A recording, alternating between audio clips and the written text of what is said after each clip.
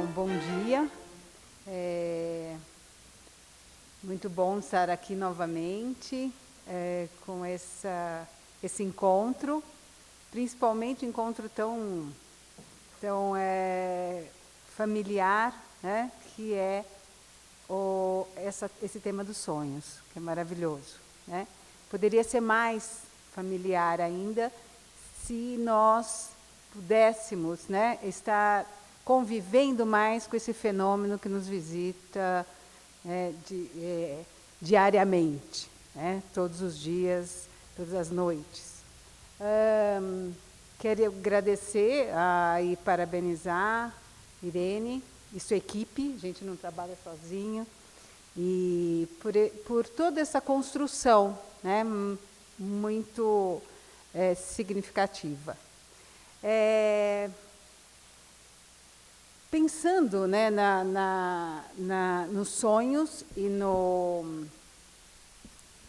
e como a gente lida com eles, e eu vou falar um pouco sobre o sonho na terapia de casal, né, e o trabalho da Marion foi uma inspiração, né, para eu trilhar o meu, né, porque assim, quando os sonhos apareciam, a gente tem um olhar muito individual, né? E o sonho é algo muito pessoal e individual. Mas os sonhos, eles aparecem, né? Eles aparecem no setting, eles aparecem na sua vida, e atendendo o casal, os sonhos apareciam, né? E o que eu, como terapeuta, eu ficava perguntando como, né, trabalhar esse sonho, para que ele veio, o que ele está ali, né, indicando, e como trabalhar esse sonho num processo, né, de casal, num processo interpsíquico. E aí, né, no meu trabalho, e eu pensei em trazer isso aqui, né, para a gente estar refletindo um pouquinho, a questão das pesquisas. O que as pesquisas, quando eu fiz esse levantamento, o que elas apontaram? Primeiro, os profissionais reconhecem o valor terapêutico do sonho, mas trabalham ocasionalmente com eles. Eu fiquei intrigada com isso, né? Todo mundo acha que o sonho é muito importante. Isso, né, Jung deixou lá em toda a sua obra, antes do Jung, né? Mas o que é esse trabalho ocasional com o sonho? 2, a correlação entre a frequência com que o analista trabalha seus próprios sonhos e o trabalho na clínica. Ou seja, alguns artigos, né, artigos científicos, né, mostram que com o quanto você trabalha mais o teu próprio sonho, mais eles vão aparecer no seu dia a dia, no seu profissional, né? A formação teórica, né, e a prática dos profissionais, que infelizmente ainda é muito informal, é muito solta. Nós vamos sim aprendendo, né, desde o início. Muitos aqui estão começando, ou mesmo estão no meio já de uma jornada profissional, mas não se sente ainda seguro para poder trabalhar com sonho. A nossa formação, ela não é algo pontual, né? Então a gente vai, conforme o sonho vai aparecendo, a gente vai correndo atrás, né, de seminário, de leitura, de supervisão. Isso é bom? É. Mas poderia ser diferente, né? E esse artigo traz essa questão. Poucos artigos científicos em relação aos sonhos, né? Por quê? Pela dificuldade também de operacionalizar os resultados. Principalmente se a gente quer fazer uma pesquisa quali quantitativa. Porém, nós precisamos, como junguianos, transpassar essa barreira. Senão o sonho fica lá, como algo, você trabalha com sonho, que coisa, né? Bom, também me deparei, quando fui fazer essa pesquisa, que a abordagem cognitivo-comportamental, né, experimental, é a abordagem mais que aparece e que mais produz artigo científico. Né? E foi o único trabalho que eu encontrei também na abordagem comportamental, de trabalho com sonhos na terapia de casal. Bom, as abordagens analíticas e psicanalíticas são as mais usadas pelos profissionais de diversas áreas, inclusive pelo cognitivo comportamental. Então, só para a gente dar uma pensada e ver o quanto a gente pode fazer ainda com o tema do sonho. Quando nós vamos falar o meu tema, sonhos, né, fenômenos mobilizadores das forças psíquicas criativas do casal, a gente percebe que, né, o sonho e casal, né, eles precisam se aproximar, porque há um campo energético da conjugalidade mobilizando sonhos e trazendo sonhos para a terapia. E por isso a importância de nós, como profissionais, né, podermos trabalhar com esse material tão rico. Né? Qual que é o desafio na terapia de casal? Criar seu modelo único de ser, com espaço de crescimento dinâmico e flexível para os dois. Né? É uma meta difícil, né? Mas que também reforça, né, nós trazermos um trabalho analítico e profundo com sonho. Porque a gente sai daquela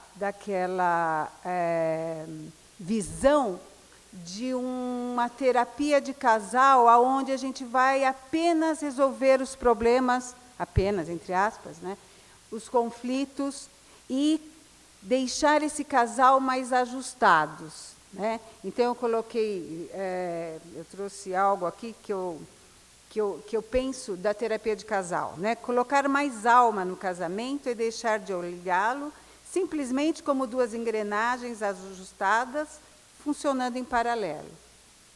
Segundo Caillé, o casal pode ser visto como um tecido, cuja qualidade da textura é variável, encolhe, estica, cria problemas e satisfaz os cônjuges em maior ou menor grau.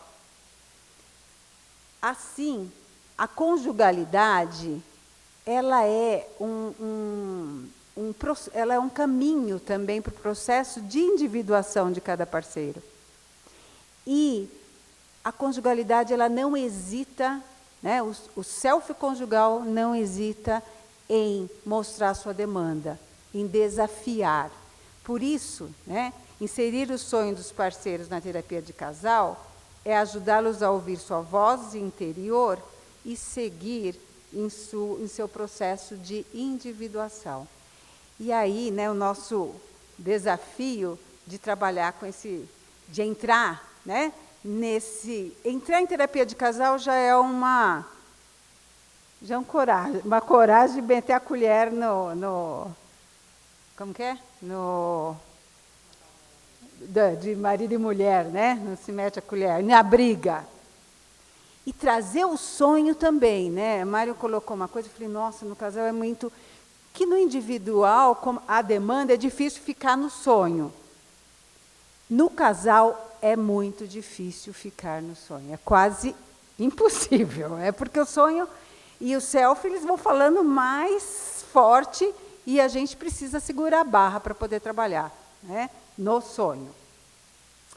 E aí, o sonho na terapia, ele permite a realização de um trabalho profundo que considera o relacionamento do casal, a individualidade e formas diferentes de conjugalidade. Né?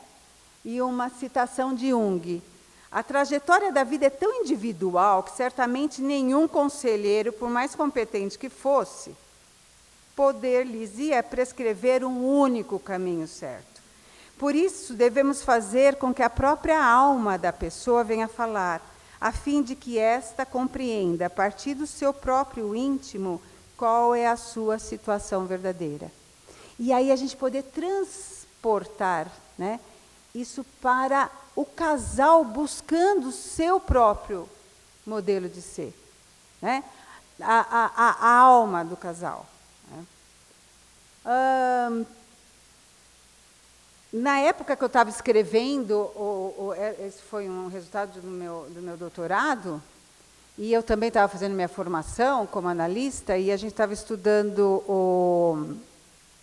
símbolos da transformação, e foi interessante quando eu me deparei, né, Jung contando um sonho, e quem depois, eu não vou entrar em detalhes, né, mas ele relata, no sonho, ela, era o sonho de uma jovem mulher, ele fala, se encontra num jardim, no qual havia uma estranha árvore exótica, com singulares flores e frutos avermelhados.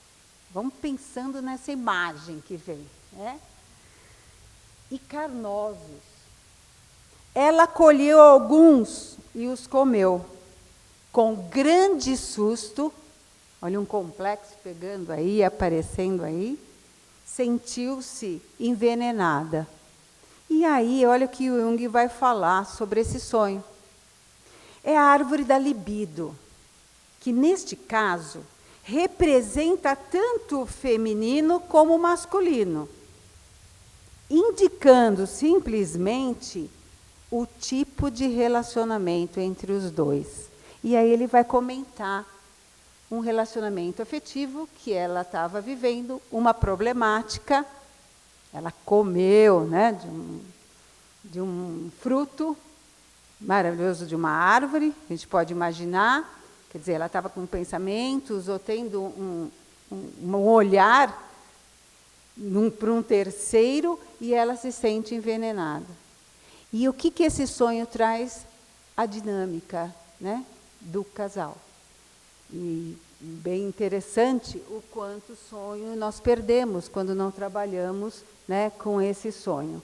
No desafio da terapia de casal, é redirecionar a libido para o centro da relação, em direção a tudo que os parceiros podem viver juntos. É expandir esse nós, né? Esse terceiro elemento, eu, ele, ela, né, a pessoa, e o nós, o relacionamento. E, né, no casal, né, quando um parceiro traz o seu sonho, né, algo acontece. Né? Ao relatar o sonho, na terapia de casal, o sonhador entra em contato com a imagem, ouvindo a sua própria voz. Ele já não está num contexto individual. Então, imagine, ele já está trazendo esse sonho, né, num contexto relacional. O outro parceiro que está ouvindo é estimulado a tecer sua própria imagem, a partir da mesma temática, ao mesmo tempo e no mesmo espaço. Quer dizer, o sonho, aquele sonho individual vai sendo, né, olhado, contado, quer dizer, já não é mais o sonho, porque o sonho relatado já é uma memória, então ele vai sendo, né, transformado, mas ainda é um conteúdo onírico, né? E vai sendo olhado pela tríade, o casal e o terapeuta. Essa vivência traz uma sensação de aproximação. É interessantíssimo, é incrível. Experimentem, né?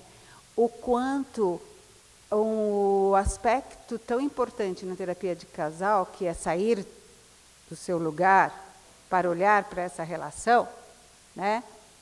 E que a empatia é tão importante, e como o trabalho com o sonho abre esse caminho. E aí nós trabalhamos com esse arquétipo, né, da coniúncio, o arquétipo do encontro. Né? Quando ele é constelado, algo novo aparece para ser elaborado. E muitas vezes esse algo novo, que parece muito maravilhoso, ele vem com muita dor, com muito conflito, né?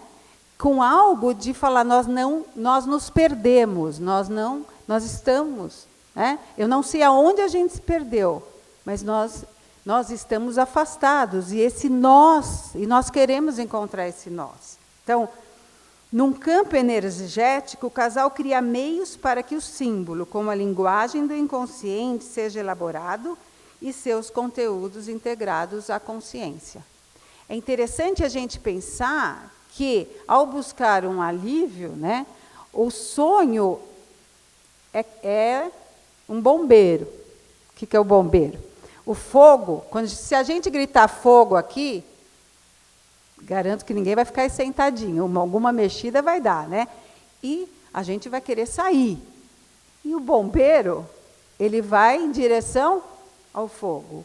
O sonho também nos direciona em direção, né, ao conflito, né, à dor, ou ao trabalho, né, que temos que realizar. No arquétipo da união, né, e todos os arquétipos estão envolvidos na coniúncio, uma polaridade é sempre presente, está sempre presente, que é, né, a individualidade e a conjugalidade, o que traz instabilidade no funcionamento, incômodo e ansiedade. Bom, imagina propor o trabalho com sonho, com toda essa demanda, né? No casamento, né, eles revelam a maneira pela qual um cônjuge se aproxima e distancia do seu parceiro, de acordo com as vivências pessoais, né, e conjugais de temas arquetípicos que são evocados no decorrer da convivência. Isso tudo a gente precisa levar em conta quando a gente está trabalhando o sonho do casal, né? E aí eu trago um sonho de um casal.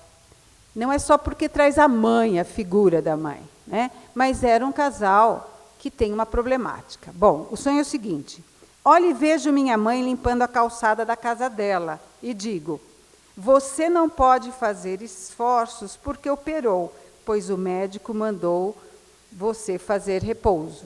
Quem trouxe isso foi o marido, o parceiro. E é interessante, né, porque o casal tinha uma relação de pai e filha, né? Ele muito controlador e ela, se identificando com o complexo dele, era a protegida, né? Só que, né, o que tinha? Uma vida sexual empobrecida, cuidados exagerados, né, e uma falta de alteridade. E foi interessante esse sonho, porque através desse sonho, né, cada um pôde trabalhar seu complexo pessoal e o complexo do casal. Se a gente tivesse que abordar de outra forma, né, talvez isso fosse muito mais complicado, mais demorado. Eu nem sei se ia chegar, né, de uma forma tão pronta, porque isso tira, o sonho vem. Não fui eu que trouxe, né? É o sonho, é a alma que está falando, é algo que veio de presente. E isso, então, abaixa as defesas não criativas. Bom, o sonho, quando compartilhado, né, num ambiente seguro, ele facilita a troca de sentimentos. E a sombra de cada um, né, do casal, quando ativada no contexto onírico, é melhor aceita pelos parceiros e melhor trabalhado. Porque é como se a gente estivesse, né, num vaso, e ali está seguro para poder olhar, né, a esses aspectos sombrios. Não há crescimento sem destacar o complexo do outro, ao invés de identificar-se com ele, né? Que é algo que o casal, em nome de uma boa convivência, vai arrastando, né, até que fica um casamento morto, né? E é interessante porque a gente pode pensar, né, o quanto o sonho ele vem trazendo símbolos, né? E muitas vezes o que acontece? A gente perde, né, a oportunidade de olhar para esse sonho, ou olhar no enfoque do casal, quando a gente fala, esse sonho é só, né, do parceiro, e o parceiro está trazendo esse sonho por algo muito pessoal dele, que precisa ser trabalhado num contexto individual. Então, esse olhar, né, se vocês puderem começar a ter esse olhar, isso já né, acho que já valeu a minha participação aqui. Então, o sonho numa terapia de casal, né, através do sonho, a gente pode observar o tipo psicológico dos parceiros, como eles estão agindo no casamento, né, ajudá-los a se conscientizar do complexo, né, conscientizá-lo das diferenças deles e aceitar essas diferenças, ou seja, criar um arranjo, né, melhor para esse casal. Eu costumo brincar que, assim, aquilo que é bom para mim, né, que é bom para você, vamos pensar, não é ótimo para mim, mas também é bom para mim, né, que seria bom para os dois. Então, os dois abrem mão para poder estar investindo desse nós. Bom, a questão veio o sonho, como abordar esse sonho na terapia de casal. E aí, né, eu proponho um modelo.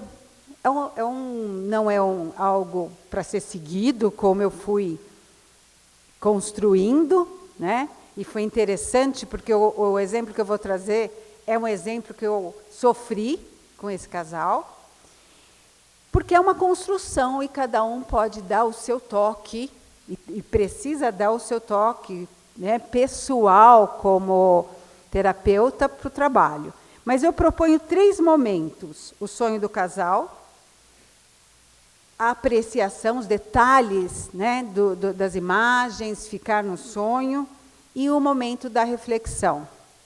No geral, a gente já quer passar do sonho para a reflexão, que é aquela tendência, a demanda de começar a fazer associações fora do contexto do sonho. E como é importante essas fases, e não pular essa fase, senão a gente não está trabalhando um sonho com o casal, né? E isso pode ter muitos riscos, porque a sombra vem. Eu posso estar contando um sonho, né, e simplesmente atuando para poder ameaçar o parceiro, para ganhar a atenção do terapeuta, enfim, transferência e contra-transferência, né, está rolando solto ali, né? Então é importante a gente estar bem atento. Então, essa primeira fase envolve contar os sonhos. Eu conto o sonho. É espontâneo. Ah, tive um sonho. Ah, é uma bobeira, ou sei lá. Você quer contar? Aqui, na terapia de casal? Você quer contar? Ah, quero. Às vezes, um conta o sonho, vem mais um monte de sonho. Tá. Nessa fase, a gente escuta todos os sonhos. E depois, o casal escolhe um sonho para ser trabalhado, se ele quer trabalhar aquele sonho. Essa fase, né, ela tem a finalidade do sonhador deixar, né, de se identificar sozinho com o teu sonho e colocar esse sonho a serviço da terapia de casal. Para que os dois possam olhar esse sonho como o sonho do casal, não mais aquele sonho individual. O sonho é dele, ele pode, ou dela, ele pode trabalhar individualmente, né? Mas dali nós vamos olhar pela lente da conjugalidade. E aí eu peço para dar um título para o sonho. Parece muito simples, mas em casal em conflito, chegar num ponto em comum, até num título de sonho, dá pano para manga. E é interessante quando eles conseguem chegar. É um exercício já para fazer aquele arranjo lá, aquele combinado, né? Bom, na segunda fase, né, é a apreciação. Ou seja, nós vamos detalhar sonho, o relato do sonho, e ficar no sonho. A frase que a gente usa muito é: vamos voltar para o sonho? Vamos voltar para o sonho? Né? Porque já começa, não falei, isso aqui é para você, porque aquela vez você... Vamos voltar para o sonho? Isso prepara, é bem bacana, né? Porque prepara os dois olhando para as imagens oníricas, riquíssimas, que eles falam assim: nossa, esse sonho foi muito bom, parecia que não tinha nem história, olha quanta coisa a gente tirou dele. Mas essa fase pede uma postura do terapeuta, né? Ele tem uma atuação importante ali nessa fase. E nessa fase é uma observação detalhada por parte do casal, das imagens e dos temas. E o trabalho, eu acho que é bem bacana a proposta do Jung, dos 4 momentos da narrativa dramática, porque dá para abarcar o sonho do começo ao fim, né? E ele vai se revelando, né? Detalhes dessa imagem, associações vão acontecendo, mesmo que a gente vai falando, vamos voltar para o sonho, as associações vão acontecendo. E o casal vai entrando, né, nesse espaço onírico, né? Os 4 momentos são a exposição, qual que é a cena, onde se passa, qual é a problemática, onde começa o problema. Ah, estamos ali, mas daí, né? Qual que é o momento ápice e o desfecho? Né? Sempre há um fim. Bom, não é fácil ficar nesse momento com um casal que tem uma demanda forte ali. Tem a demanda do casal, a demanda de cada um, né? Mas é muito terapêutico, né? É um crescimento ali, tanto para cada parceiro como para o casal. No final da terceira fase, eles já estão prontos para compartilhar as percepções, ideias, os sentimentos que vieram, insights, né? No sentido de esclarecer e lidar com os conflitos do relacionamento. Eu trouxe um caso que me deu trabalho, porque foi um caso... Mário, eu sei que você participa de várias bancas, você deve lembrar. Eu propus uma terapia focal, né, de 12 a 15 sessões, e para casais que sonhavam, só isso. Não precisava sonhar com cônjuges ou sonhava. E aí vem esse casal, um casal novo, e vieram assim com toda força e vontade, porque ela já tinha um sonho. E eles trazem uma temática da traição, né? No livro desse último da PUC lá, esqueci o nome. Isso. Eu trago esse tema, esse caso com mais detalhe, eu chamo do casal ferido. A traição, né? Não só quando eu falo em traição, eu não estou falando de uma relação extraconjugal, mas a traição de sonhos e a traição do... tá bom. E aí, esse casal demorou, ele trouxe o seguinte sonho. Estou na cozinha, é um sonho dela, onde há uma porta de vidro separando-a do outro ambiente. Eu vejo Paulo com essa pessoa, eles estão de mão dadas, conversando e trocando carinhos. Daí eu vejo os dois se beijando. Tenho a sensação de traição. A gente já estava na 5ª sessão, ela contou isso na primeira sessão, e a gente não conseguiu trabalhar o sonho. E eu falava, ai meu Deus, está acabando o tempo, eu acho que não vai dar certo, e não vou sair disso, porque ela chorava muito, acabava em acusações. Bom, ele falando, fui sacana, e ela, aquela equação, o traído e o traidor, e não consegui sair disso. Complexos, dores, né, tudo ali envolvido. Bom, quando finalmente a gente conseguiu né, trabalhar o sonho, a gente começou aí começou a abrir, e eles poderem olhar para esse casamento, né? E na sexta sessão, ela retoma o sonho, que eles chamaram de traição. E aí ele fala, eu não vou nem falar nada desse tema, porque só poderia ser esse nome mesmo, né? E aí, nós vamos trabalhando, né? Ela fala, que esse lugar, a cena? Ela fala, eu penso, você vê que os dois lugares são sagrados. A cozinha, né? E ele vai falar, eles têm a função, a casa, eles têm funções diferentes, como, por exemplo, a casa acolhe a família, e a igreja, eles eram religiosos, agrega muitas pessoas diferentes. E aí, eu falei, ele falou, os fiéis, né? E ela falou, e os infiéis. Porque, na verdade, a traição era com uma pessoa que também era da igreja. Nesse momento, ela nem percebe que está falando tanto dela, né? E aí ela fala, como é o outro cenário? Ela fala, bom, do outro lado tem uma porta, é um cômodo grande. Vocês veem que, no relato, parece pobre o sonho, né? Quer dizer, mas como ele vai abrindo, abrindo, abrindo e mostrando muita coisa, como se a gente fosse pondo uma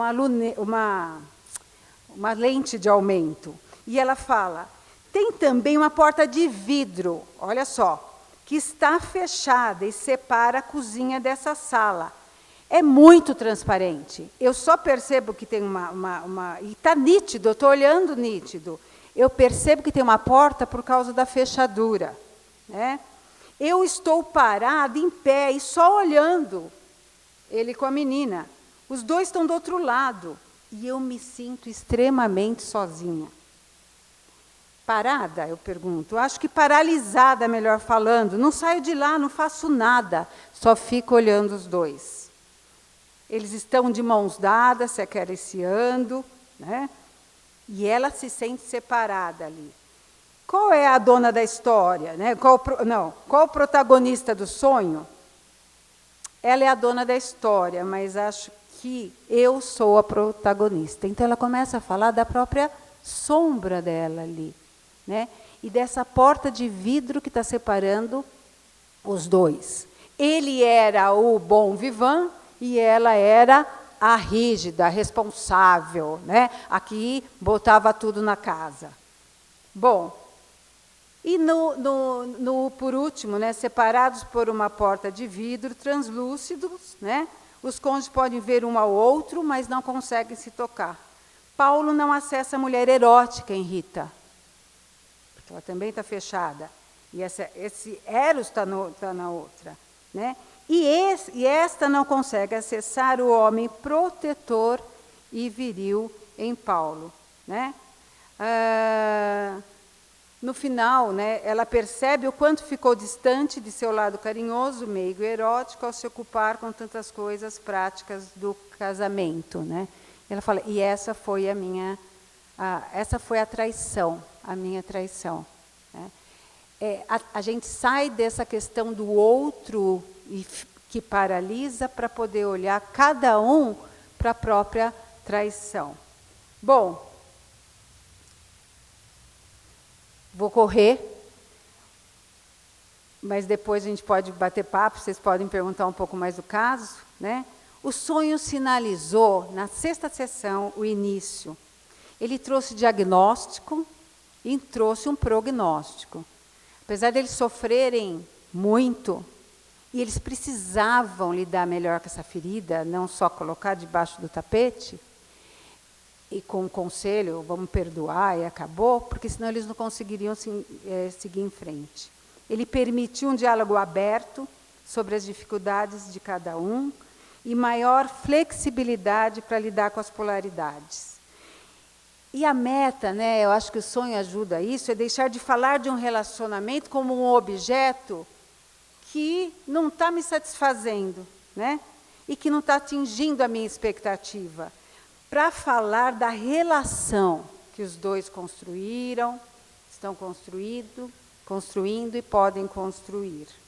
Isso seria esse significado de ser casal. E aí eu trago algumas, estou terminando, algumas referências, né? No meu livro que eu trago esse método. Esse único trabalho, que é um trabalho bem bacana da Neil, né? Que é um livro pequenininho, mas que ele vai falar de terapia de casal em grupo. Muito bacana. E muito antigo também, parece que de 65, 70. Né? Deixa eu ver o que mais. Esse é um artigo bem interessante, que traz uma revisão sobre o trabalho. O que a gente precisa olhar e saber sobre o trabalho com o sonho, o que estão fazendo, que é bem bacana. E, enfim, acho que é isso. Obrigada. Tchau, tchau.